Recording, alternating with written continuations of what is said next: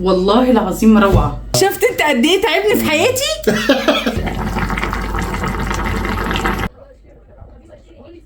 النهارده انا عملت طبخه ممكن تزعل ناس كتيره جدا مني، وممكن كمان ينتقدوني او يقولوا لي مثلا دي واحده مش لاقيه لها شغلانه. بس انا النهارده هوريكم اكله والله العظيم لا تجربوها من كتر الفضول. انا كان عندي كرنبايه صغيره للسلطه صراحه، واحنا مش قوي فيها، وحسيتها ان هي خلاص بدات تخرب، فانا اسيبها ابدا. رحت جايبه وسلقاها زي ما بنسلق الكرنب العادي، بس انا حطيتها كلها لان الكرنب بتاع السلطه بيكون ناشف كده وما تقدريش تقطعيه. وهنا سلقته، وتسلقيه حاولي تسلقيه حلو قوي يعني. وهنا بدات اقطعه واقطع العروق بتاعته. شايفين والله اول ما سلقته ولقيت لونه بالشكل ده انا خفت صراحه، خفت وحسيت ان الطعم ممكن يبقى مش لطيف ابدا. وكمان لونه بقى لونه يعني جذاب جدا جدا جدا صراحة، وعجبني قوي صوابع لون المحشي، وحسيت ان هو كمان هيغير لون الرز، وهتشوفوا المفاجأة في الاخر. طبعا انا كان باقي عندي رز خلطة محشي عادي جدا، اللي هو صلصة وبصل وطماطم وفلفل وكمون وكزبرة، يعني الخلطة المصرية بتاعتنا الطبيعية جدا. شايفين هنا انا وانا بلف المحشي، شايفين صباع المحشي لونه عامل ازاي؟ انا كنت بصراحة مبسوطة جدا جدا للتجربة، يعني حتى لو طلعت مش حلوة انا برضو مبسوطة. شايفين لونه عمل والله معايا شوية حلوين، صفتين صغيرين كده، بس بجد لونه رائع روعة. عجبني لونه جدا. وكمان الكرنب البنفسجي ده افيد بكتير كمان من الاخضر، نسبة الحديد فيه اعلى. بجد انا كنت مبسوطة. اتبقى هنا عندي معلقة واحدة رز، وبصراحة الورق خلاص كان ناشف جدا، فانا هنا ايه حطيتهم في كوساية متقورة. وعايزة اقول لكم بقية الكرنباية دي انا مش هرميها، لا ده انا هقول لكم دلوقتي انا هعمل فيها ايه. بس بالله عليكم اللي لسه موجوده معايا وعندها فضول تجرب المحشي زي كده تعمل لي لايك وتكتب لي كده دعوه حلوه او اي سؤال انتوا عايزين تسالوه في الكومنتات وشجعوني. هنا بقى هجيب الكرنبايه، بس انا هنا اشتغلت بايدي بقى وما كنتش فاهمه الليله بصراحه، اول مره في حياتي اسلق كرنب بنفسجي يعني. هنا جبت الكرنبايه وبدات اقطعها يعني زي ما بتقطعوها كده للسلطه. وعارفين كمان لما بتجيبوا سندوتشات شاورما من بره ويحطوا لكم عليها كده بقى الكرنب المخلل، فانا بقى قلت لازم اعمله انا كمان. وهنا انا عندي فيه برضو يسرا بنتي بتحبه قوي، فانا هنا قطعته وبهدل بصراحه ايدي. انا انصحكم ان انتوا لما تيجي تستخدموه ما تعملوش زيي، انا بصراحه ما كنتش عارف لاني انا اصلا ما بحبش البس الجلافز، بيضايقوني، بحب احس الاكل بايدي صراحه يعني. فانا هنا بهدل صوابعي جدا جدا جدا، فانا انصحكم المره الجايه انتوا تلبسوا جلافز صراحه، مهم مع الحاجات دي. كنت متضايقه جدا صراحه. المهم انا هنا بعد ما قطعته كله، شايفين اهم حاجه حاولوا تكون رفيع يا جماعه، مش تخلوه تخين، لان دي بتفرق جدا في التتبيله برضو كده، يعني بتكون شاربه من كل حاجه. شايفين منظر والله العظيم روعه. انا مبسوطه جدا من التجربه دي جدا، وانتوا هتدعوا لي في الاخر، ده انتوا لسه هتشوفوا العجب. انا غسلتها هنا يعني بسرعه طبعا لاني خفت كمان ما يطلعش من الخشب اللون، فقلت اغسلها بسرعه. بس والله انا مبسوطه جدا من التجربه، وعشان كده قلت لازم اشارككم التجربه دي. بجد في ناس كتيره منا بيتعرض لحاجات تخرب ويرميها، لا انا ما بحبش ارمي صراحه.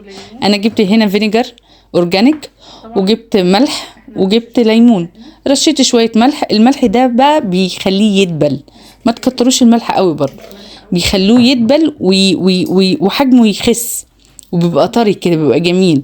ورشيت شويه خل وشويه ليمون. عايزه وبعد كده انا كل فتره قعدت اقلب فيه، يعني انا بعد ما غطيته كده كنت كل مثلا 10 دقايق ربع ساعه اجي اقلبه تقليبه كده لعند ما لقيته نزل ميته خالص، وميته كانت لونها روعه صراحه، كان روعه الروعه. انا كان عاجبني جدا، كنت مبسوطه يعني جدا للتجربه. شايفين اول ما حطيته بدا ينزل الميه بتاعته على طول. بجد انا عجبني وهجيبه تاني هعمله بقى محشي، واعمله زي ما عملته كده بالظبط. وهقول لكم ليه انا هكرر المحشي تاني، هتستغربوا. شايفين الجمال؟ انا هنا بقى ايه قلت اروح اسلقه. انا عندي شويه شوربه صراحه باقيين من امبارح، بعد ما سخنتهم حطيتهم فوق المحشي. اهم حاجه ما تقولوش ان الشوربه كتير، لان المحشي ده ورقته شويه كانت قاسيه كده شويه، بس انتوا لو نيمتوه في الفريزر، دي بقى تركه العمر، لو نيمتوه في الفريزر والله العظيم هتدعوا لي هتلاقوه طري تاني يوم. شايفين الجمال؟ شايفين المهم انا رشيت لكم عليه رشه كمون من فوق زي ما انتم شفتوا من شويه. وعايزه اقول لكم ريحته والله والله والله ريحته قلبت المطبخ بقى اكني بعمل كرنب العادي المصري بتاعنا الاخضر ده. واو واو بجد. انتوا بصوا انا حاسه ان الريحه واصله لكم والله العظيم رائع. انا كنت مبسوطه بقى حاسه كده ان انا بقى ايه انجزت بقى وعملت حاجه ناجحه. اول ما شميت ريحته كده يا سلام. شايفين بقى صوابع دهب صوابع دهب. يعني حاجه مختلفه جدا. هي حاجه غريبه صراحه لكن مختلفه ويعني جميله عجبتني. انا هنا اصريت ان انا يعني ان purpose عملتها في طبق ابيض عشان يبان اللون. شايفين صوابع دهب. انا بحط كده صوابع الناس تستغرب ايه ده. انا المره الجايه هحط فيه لحمه مفرومه كمان. احنا البولنديين والهولنديين بيعملوا محشي كرنب لكن باللحمه المفرومه. فانا هجرب ده باللحمه المفرومه وهكتب لكم وهصور لكم وهقول لكم طعمه ايه اخباره. وهنا قررت ان انا انادي انس عشان يقول رايه ويا ريتني ما ناديته. ليه بقى؟ هتعرفوا ليه وهو ده اللي بيحصل معايا دايما. وهنا كانت اللقطة الحاسمة. قول لي ايه رأيك؟ طيب شوفي بسم الله الرحمن الرحيم. ده كرنب. ده الكرنب الملون صح؟ ده الكرنب الأحمر. ده الكرنب الأحمر أيوه. شفت أنا عملته محشي. بس هي عارفة تحس إن هو مسبوغ. ما هو طبعا أحمر. والله تحس إن هو أبيض وأنت عاملة عليه صبغة. سبحان الله يعني شكله كده جميل. بسم الله. طب ريحته كرنب. ريحة كده بتقول لك أنا كرنب. شايفين يا جماعة؟ اما ده ريحه الكرنب مش قوي فيه. والله العظيم يا انس قول رايك. كرنب طعم جميل بس مش كرنب 100%. لا كرنب. لا انت بس عشان عارف انا لو غميت عينك هتقول عليك كرنب. طب انت عندك كرنب؟ وعهد الله عندك؟ عندي. طب طلعي وغمي عيني. ما خلاص ما انت عارف. لا والله ما عرفتش ازاي. ما انت هتغمي عيني. اوكي عارف الملمس اتليست. لا شوفي بقى ما تقعدش بقى. انت هتغمي عينك هتحلف بالله ما انت شايف. لا والله هقفل عيني. مش محتاجه انت تغمي عيني. انا هقفل عيني واجرب. خلاص I promise you. بس انا بسخن الصباع. ايوه ده طعمه كرنب بس ده مش طعمه كرنب قوي. ده في طعم الكرنب بس لايت. بس جميل. لا جميل طعمه حلو محشي. يا جماعه دي كرنب عادي وده كرنب مش عادي. اوكي يلا. ماشي. غمض عيني. غمض عينك. احلف بالله ما انت مفتح. من غير ما احلف. ممكن تسكت. يلا افتح بقك واستطعم ووام 1 2 3. يلا ماشي. اديك التاني. ده اللي انا اكلته الاولاني. اوكي اب تو يو. كرنب. طب ماشي اسمع خد. ها بالله عليك ما تفتح عينك.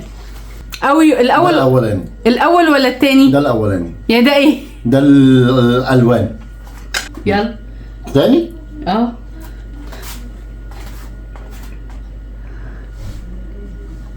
انت شبعت كده.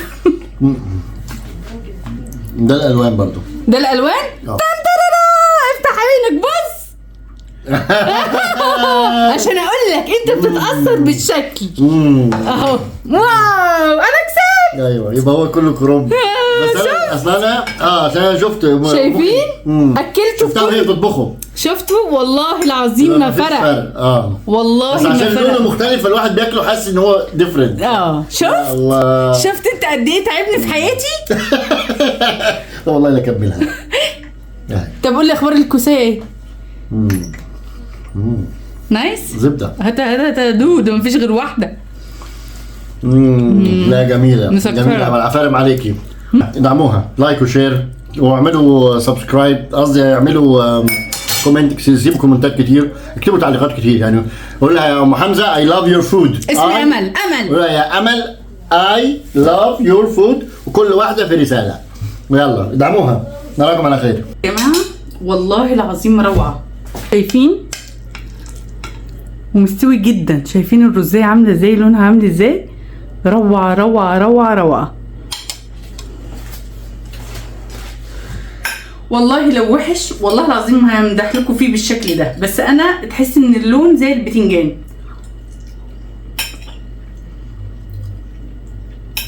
والله العظيم انا مبسوطه جدا ان انا ما رميتهاش بجد. تحفه والله العظيم تحفه. وهقول لكم على تركه بقى، انا دي استفدتها وانا بعمله. هو قاسي شويه لانه كرنب سلطه متدبس قوي، فانتوا عشان يطرى بعد ما تسلقوه بيبقى ستيل الورقه بتاعته قاسيه. حطوه في الفريزر ليله وتاني يوم احشوه، والله روعه ومفيد جدا جدا، تحفه. بس كده، يلا سلام.